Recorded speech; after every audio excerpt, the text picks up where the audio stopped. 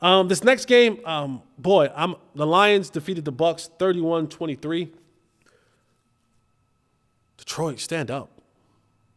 Detroit, stand up. The Motor City Fighting Dan Campbells, the MCDCs.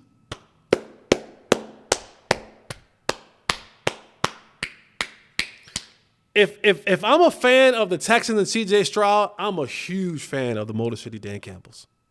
I am. I'm a huge fan of Detroit and just the organization in general. I love that they gave this coach a chance. And even this year, when it started out a little bit shaky, they didn't bail. They stayed the course.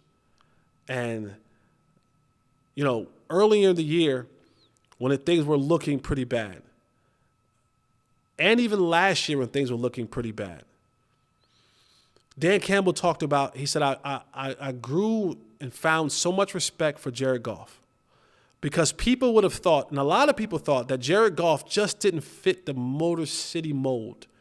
He was more of a California guy, right? He didn't embody the hard hat and the gritty and the get it out the mud type of mentality. And Dan said that, when we were going through that stuff, he said he could have easily folded. He said, but he came to work every single day. That he showed up and he showed that he wanted to be a part of this franchise. And he said, I grew so much respect for Jared Goff then. And he said that at that moment, I knew that this was the guy and I would do anything and everything to support him. And it's working out. And Dan Campbell has taken this franchise from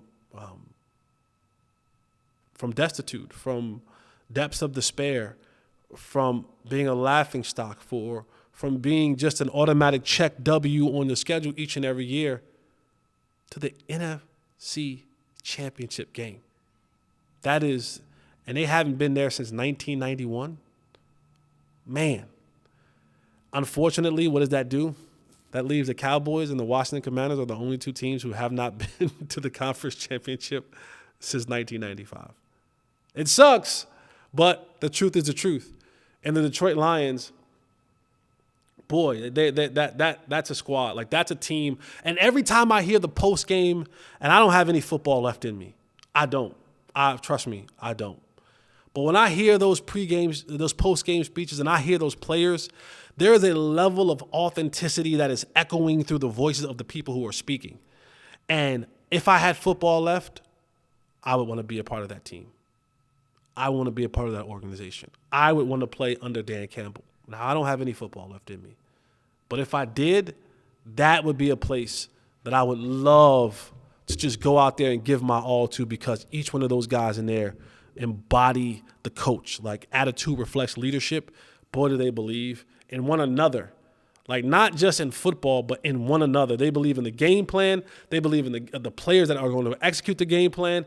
It is a unit that is well put together, man, and I appreciate that. As a football fan who understands and knows the sacrifice that is given week in and week out, to see them have that success, to me, is key.